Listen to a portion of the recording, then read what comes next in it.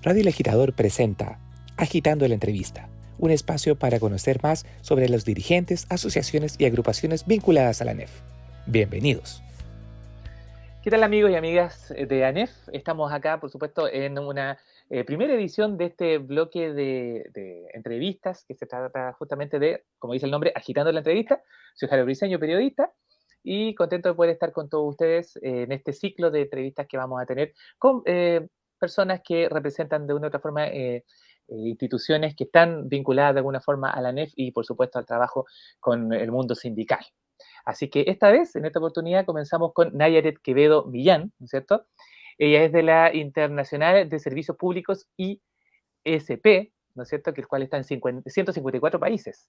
Es la Secretaría Subregional para el Cono Sur de la ISP, que es la Federación Sindical Mundial de los Trabajadores de Servicios Públicos. Entre otras preocupaciones que tiene la ISP, ¿no es cierto?, tiene que ver con los temas de la situación que vivimos con el asunto del COVID, el tema de migrantes, derechos sociales, derechos medioambientales, y la situación, por supuesto, en América Latina con estos temas. De eso y mucho más vamos a comenzar con Nayaret. Nayaret, bienvenida, ¿cómo está usted? Muy bien, Harold, muchas gracias por la invitación y un saludo también a tu audio escucha del programa El Agitador. Muchas gracias. Cuéntenos, Nayaret, ¿en qué consiste la ISP? Llevémoslo, ¿no es cierto?, con pera y manzana para la gente que no conoce este servicio.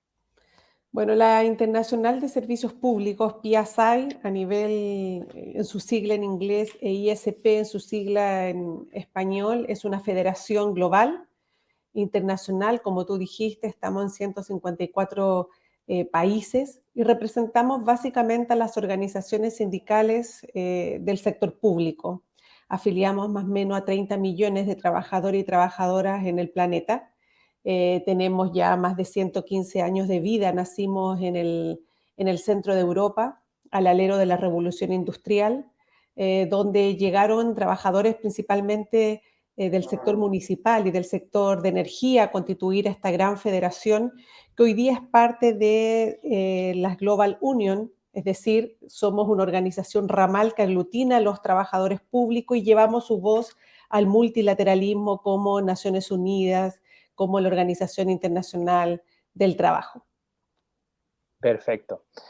Muy interesante la introducción. Bueno, y ¿cuáles han sido los principales desafíos que la ISP ha tenido en este periodo, sobre todo lo que tiene que ver con la pandemia? Leí por ahí que tuvieron una importante labor ahí. Sí, bueno, primero porque nacemos para defender los derechos de las y los trabajadores que trabajan en los servicios públicos y por lo tanto son estos trabajadores de la primera línea, principalmente del sector salud, y del sector también de los gobiernos locales, quienes estuvieron enfrente de la pandemia. Lo que te demuestra en el fondo es que nuestro discurso, que tiene años ya de instalarse a nivel mundial, de que necesitamos revalorizar los servicios públicos, de que es importante la infraestructura, de que es importante que los servicios públicos se desarrollen, se organicen, se gestionen, ¿no? Y que se presten públicamente, no era un discurso desproporcionado, sino que al contrario, tenía un sentido y ese sentido le dio la razón la pandemia. Tú te encontraste entonces en pandemia con estados súper desfinanciados como los servicios públicos en Chile, que tuvieron poca posibilidad de prestar en forma adecuada las demandas que la población en tiempos de coyuntura necesitaba y otros servicios también mucho más robustecidos y en mejor pie para enfrentar una pandemia que nos afectó al mundo entero. Entonces, desde ese punto de vista, nosotros creemos que es importante que se valoren los servicios públicos, que los servicios públicos sean universales, sean de calidad. Creemos que estos son parte de los cimientos de una sociedad justa, equitativa. Creemos también que los servicios públicos garantizan los derechos humanos, satisfacen las necesidades de la población y su alcance, por supuesto, puede aumentar en el tiempo y puede cambiar realmente la vida de muchas personas. Entonces, durante la pandemia también llevamos la voz de los trabajadores, principalmente de la salud, a la Organización Mundial de la Salud, donde pusimos de relieve esto, pusimos de relieve estos elementos que para nosotros como ISP constituyen los servicios públicos, ¿no? Y la realidad que existía en el mundo respecto al financiamiento y desfinanciamiento también.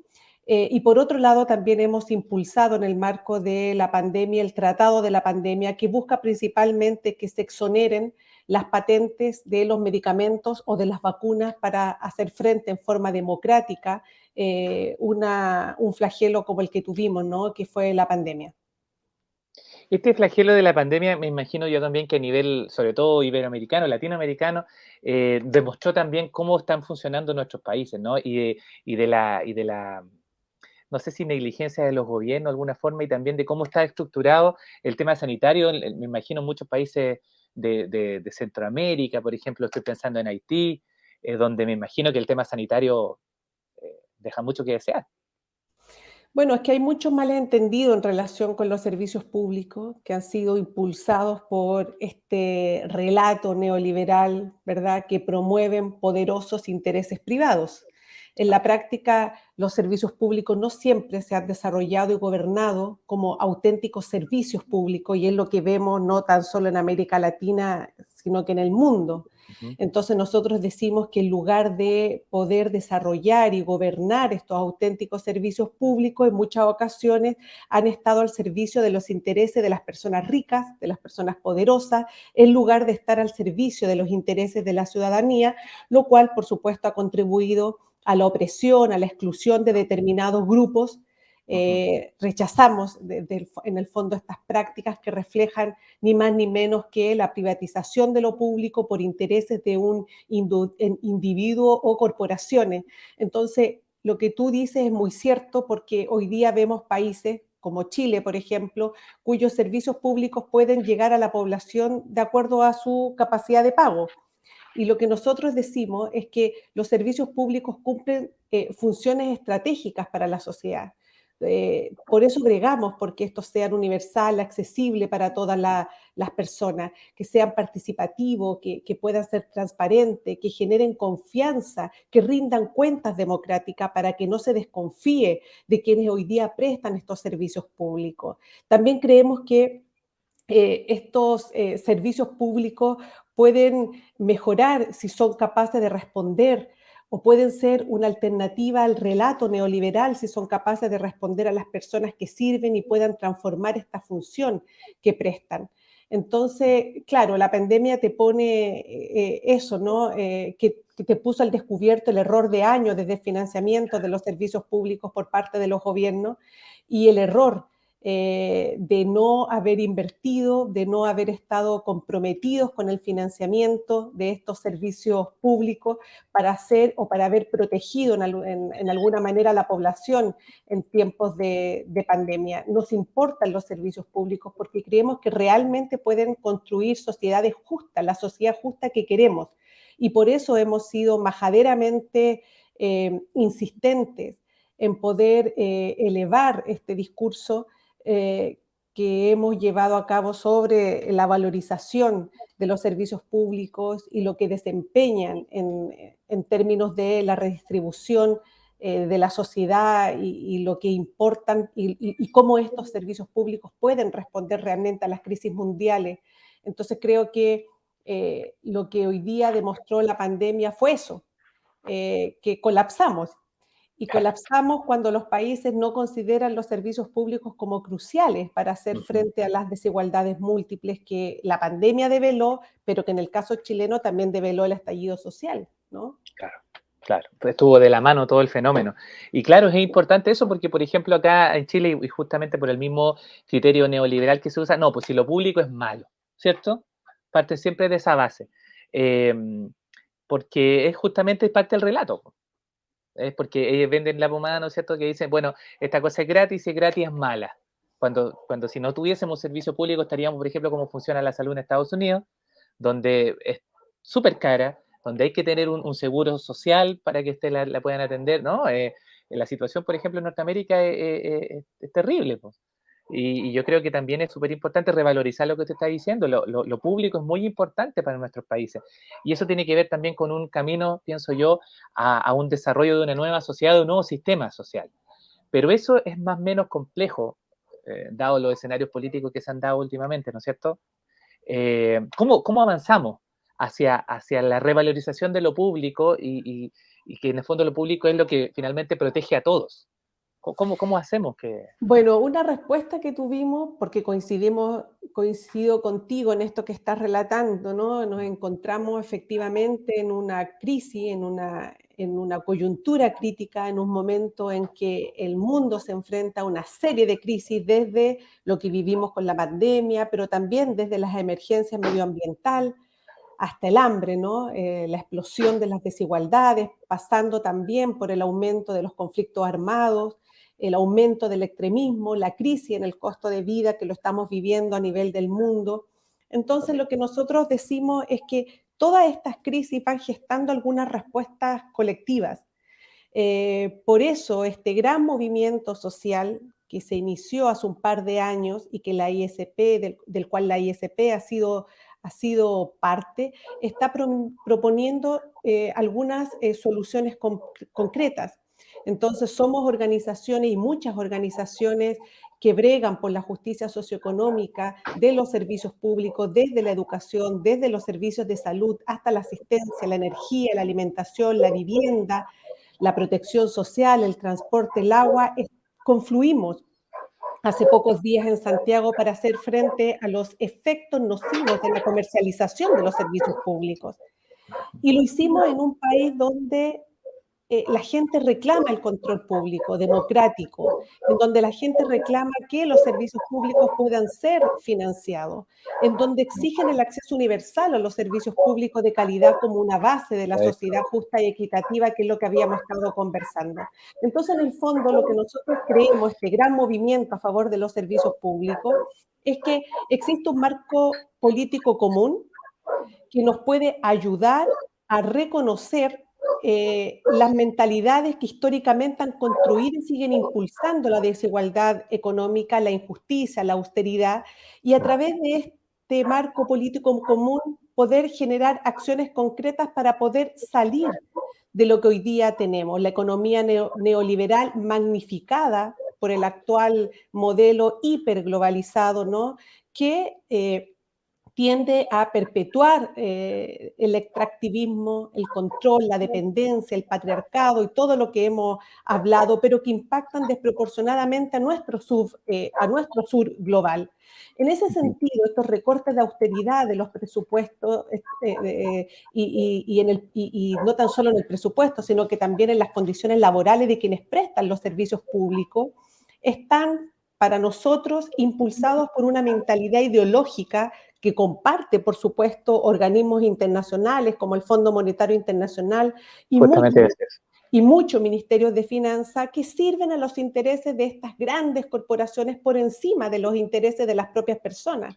Es en ese marco en que nos reunimos la semana pasada, del 29 de noviembre al 2 de diciembre, más de 1.000 representantes de muchos países, incluidos, por supuesto, el movimiento sindical, para dar forma, para debatir acerca del papel crítico de los servicios públicos y para decir que realmente creemos que el futuro es público.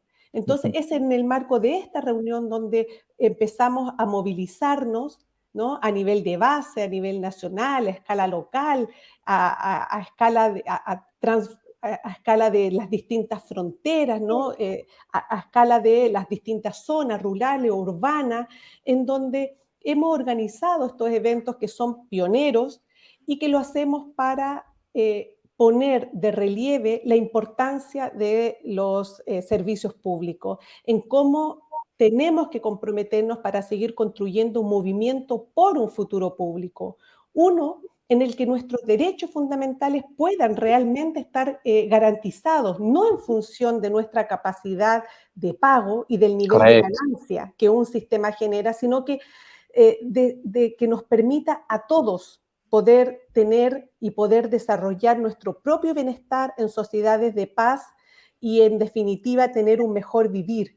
Entonces, para terminar este punto, un futuro público creemos que es aquel en el que ni las mujeres, ni los pueblos indígenas, ni las personas con discapacidad, ni la clase trabajadora, ni los antiguos países colonizados Mm. soportan una carga injusta y desigual en nuestra sociedad y que es fundamental, fundamental saber que a quién pertenecen nuestros recursos y nuestros servicios y lo que significa garantizar un futuro público para toda la población, porque creemos que esta vida digna, que hoy día está fuera de control, porque lo controlan principalmente los privados, tienen que volver a ser parte de las manos públicas. Y eso significa inversiones locales, regionales, nacionales, voluntad política para generar reformas tributarias que le permitan al Estado acercar mucho más recursos para poder fortalecer nuestros servicios públicos, incluidas las organizaciones sindicales como ANEF, por ejemplo. Exacto. No, muy interesante el diagnóstico que usted está dando de la situación. Oiga, y en ámbito latinoamericano, ¿hay países donde lo sindical funcione de una mejor forma? Y sabemos que Chile obviamente no, pero me refiero por el contexto, ¿no es cierto?, neoliberal en el cual estamos, que Chile es uno de los países más neoliberales de todo el continente, ¿no es cierto? ¿Tenemos algún modelo a seguir dentro de... Lo que pasa es que estas crisis que hemos estado conversando también son crisis que se traspolan al movimiento sindical. Si tuviéramos realmente un movimiento sindical en América Latina fuerte, probablemente no estaríamos hablando de que el futuro es público, ¿no? Y de Claro. que necesitamos crear estas condiciones que permitan sistemas de producción alternativa. Eh, y la verdad es que esta lucha la estamos dando todos porque esta crisis de representación también la tiene el movimiento sindical. Es parte, digamos, del problema también para hacer frente a aquello. Necesitamos recuperar el control desde las organizaciones sindicales, necesitamos que este control retome y podamos tenerlo nuevamente para poder incidir en los procesos de toma de decisión, ¿no? Y de las instituciones frente a las cuales hoy día están capturadas por estos intereses corporativos que deciden para quién, cómo proporcionan, cómo se gestionan y cómo se poseen recursos colectivos públicos y los servicios públicos también. Entonces, claro, a nivel de América Latina tienes un panorama bastante desigual respecto a cómo el movimiento sindical se moviliza en torno a lo público. Nosotros como ISP estamos en todo el continente, desde Estados Unidos a Argentina, tenemos más de 3.000 organizaciones sindicales afiliadas a la ISP y solo en América Latina somos 3,5 millones de trabajadores públicos.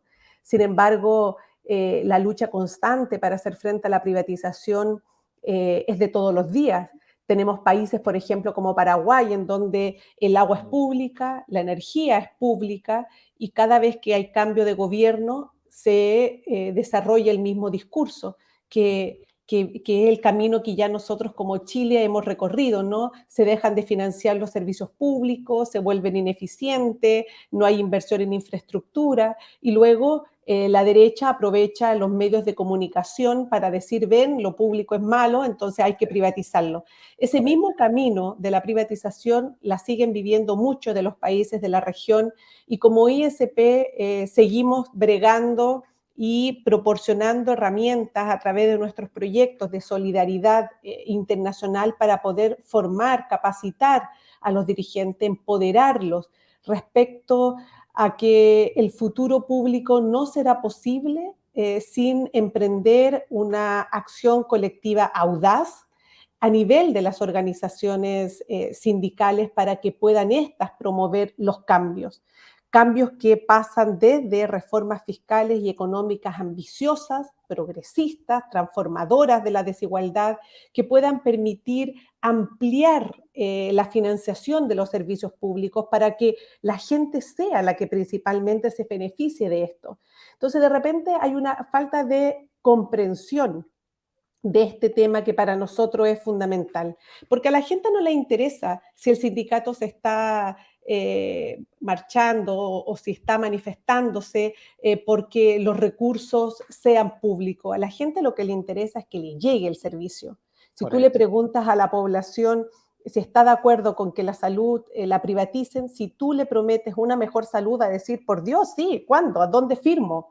Claro. Entonces, ese paso es importante recorrerlo con la organización sindical, pero también con los propios trabajadores para que puedan comprender que si no se reconoce esta necesidad urgente de la solidaridad internacional y de las soluciones sistémicas globales, ajustadas, por supuesto, a estas necesidades, de acuerdo a cada contexto, a cada país, eh, el futuro no lo va a ser, el futuro no va a ser público.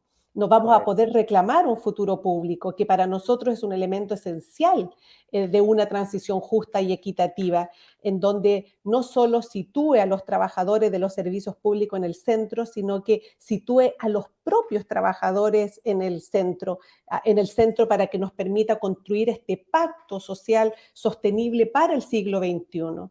Y quiero ponerte un ejemplo concreto en aquello. La gente no logra percibir la importancia del servicio público hasta que van y son atendidos por el servicio público. Nosotros tuvimos un terremoto en el año 2010, donde el Ujú. 80% de la capacidad hospitalaria estuvo en el suelo. Fueron los trabajadores públicos de la salud centralizada los que la noche del terremoto en la octava región atendieron incluso un parto. Me acuerdo de un caso de una enfermera, Rachel se llamaba, Rachel Sí. Saavedra, que en el hospital de deja, se me fue el tema de ¿Constitución puede ser? no, no era la Constitución, donde estaba el barco enterrado en la plaza. Ya me voy a acordar, ya, Ah, Talcahuano, que en el Talcahuano. hospital de Talcahuano atendió esa noche 3 partos sin electricidad.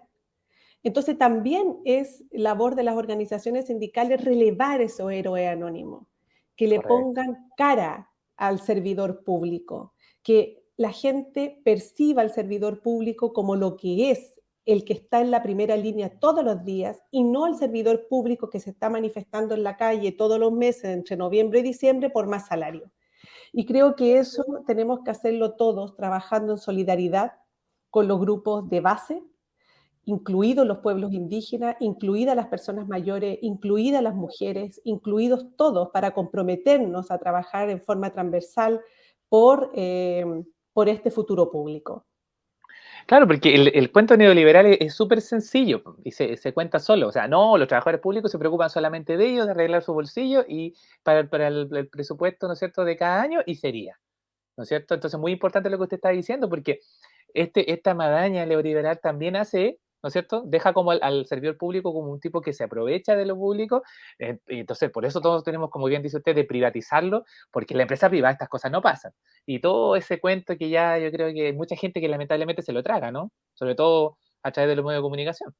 Sí, tal cual. Es muy Mm. difícil hacer frente a aquello, pero también tenemos que hablar de estos temas a nivel del sindicato. O sea, es cierto que nuestro giro es la defensa de los salarios, es la defensa de las condiciones laborales, pero también es importante hablar de meternos de lleno como movimiento sindical en la financiación pública con control público democrático. Es decir, los servicios públicos no pueden dejarse en manos del mercado ni someterse a la austeridad por todo lo que anteriormente hemos venido conversando y creo que es importante que los sindicatos participen de forma significativa en estos debates, ¿no? Y en la toma de decisiones en materia de presupuesto a través de mecanismos presupuestarios participativos que ya tenemos, ¿no? Y que lo Ujú, está generando, por ejemplo, este gobierno, estas mesas de ujú, diálogo social, ujú. en donde están invitando a distintos actores. Es importante que nos tomemos esos espacios participativos, esos espacios que pueden significar transformaciones desde el punto de vista del acceso a la información, pero también del desarrollo de nuestros propios servicios públicos. Ese rol social político que tienen muchas organizaciones. ANEF, por ejemplo, ha jugado un rol importante en la historia en este sentido. Es Sí. importante volverlo al centro, volver a movilizarnos en torno al financiamiento de los servicios públicos. Creo que eso es Mm. súper, súper importante. Y valorar y remunerar los trabajadores de los servicios públicos también, pero No podemos tener trabajadores remunerados y en mejores condiciones si los servicios públicos están desfinanciados. Correcto. Sí, ese es un tema a considerar. Oiga, y ya más o menos redondeando nuestra entrevista, la ISP, ¿en qué está? ¿En qué está propiamente tal? Impulsando el apoyo a algunos gobiernos, ¿no es cierto?, con este tipo de políticas sociales. ¿En qué estamos en el ámbito actual? ¿En qué se está? Digamos ya Agenda 2023, por decirlo así. A ver, nosotros como ISP en realidad no es que apoyemos a un gobierno en particular, pero sí, no más bien actuamos colaborativamente con aquellos gobiernos progresistas que tienen en su agenda el fortalecimiento de los servicios públicos.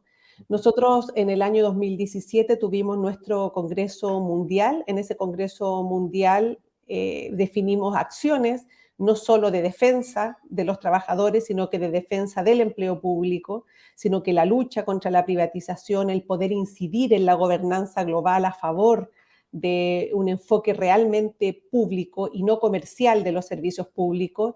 Definimos también ser parte del debate que se estaba dando a nivel mundial sobre la fiscalidad justa. eh, eh, y en todo ese ámbito que nosotros empezamos a trabajar, quisimos durante estos años tratar de incidir en la gobernanza para insistir sobre el control público democrático de los servicios públicos. En ese intertanto nos vino la pandemia Mm. que nos puso de relieve temas muy importantes, Sanitario, ¿no? claro. Como la digitalización, la inteligencia artificial, las nuevas formas de empleo de los servicios públicos que trajo el que por mucho tiempo nos mantuviéramos en casa.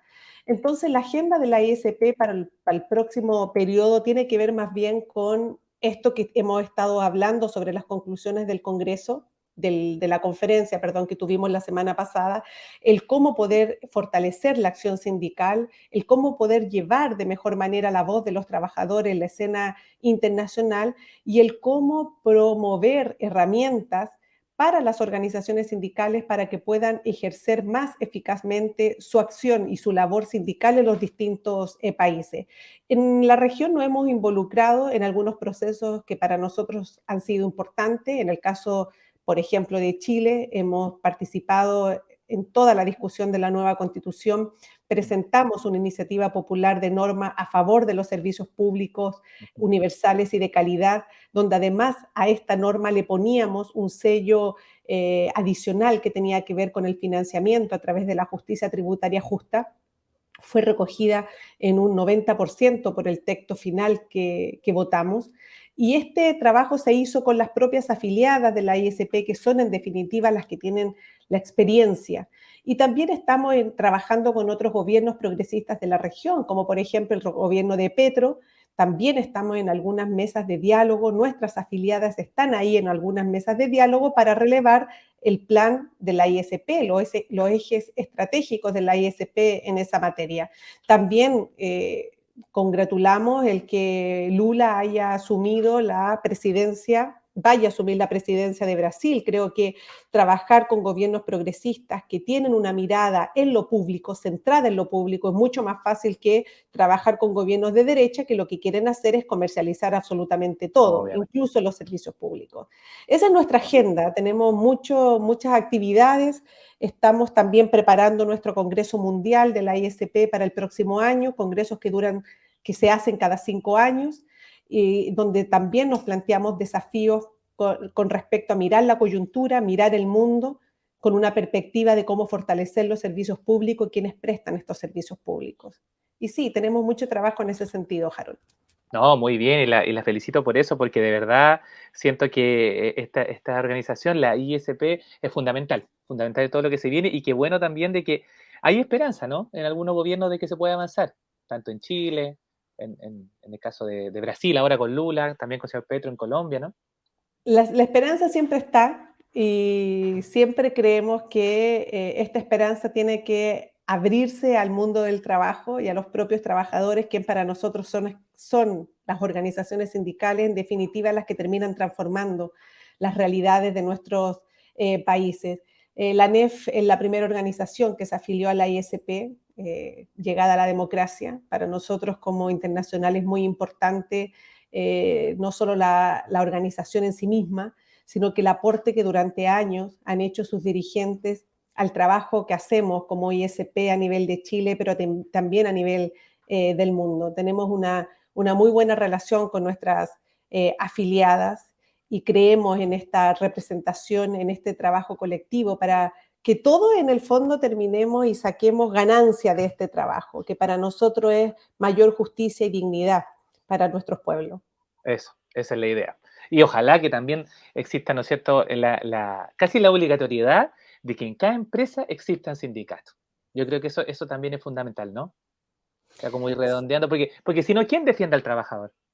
Si Sí, no es un bueno, sindicato. nosotros tenemos la suerte que a nivel del sector público la tasa de sindicalización es alta. Creo que baja la tasa de sindicalización cuando los estados terminan contratando en forma precaria a sus trabajadores, como por ejemplo la boleta de servicios de honorarios que el estatuto administrativo impide poder afiliar.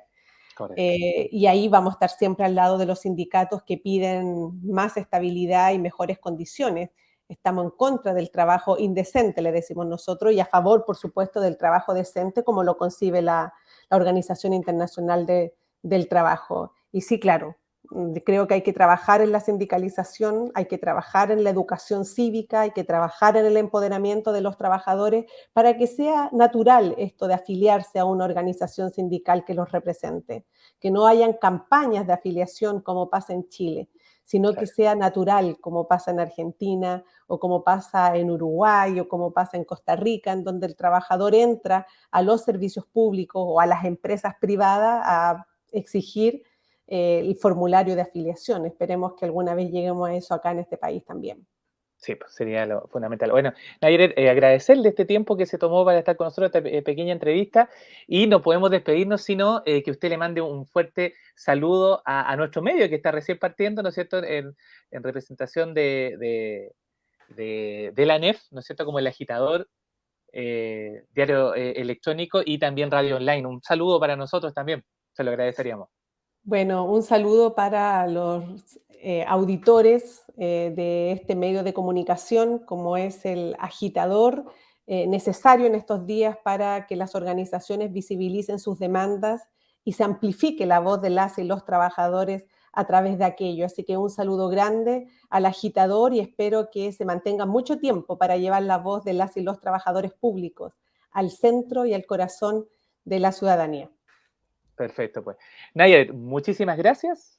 Y bueno, en una próxima oportunidad también, por supuesto, en las puertas abiertas del medio para cuando usted quiera dar también alguna información sobre la ISP. ¿Le parece? Muchas gracias, Harold. Gracias por la invitación y gracias a todos. Nos estamos Gracias. viendo. Muchas gracias. Y bueno, y con ustedes nos reencontramos en una próxima oportunidad acá en este espacio de El Agitador Radio Online con este espacio llamado Agitando la Entrevista. Que estén muy bien. Hasta luego.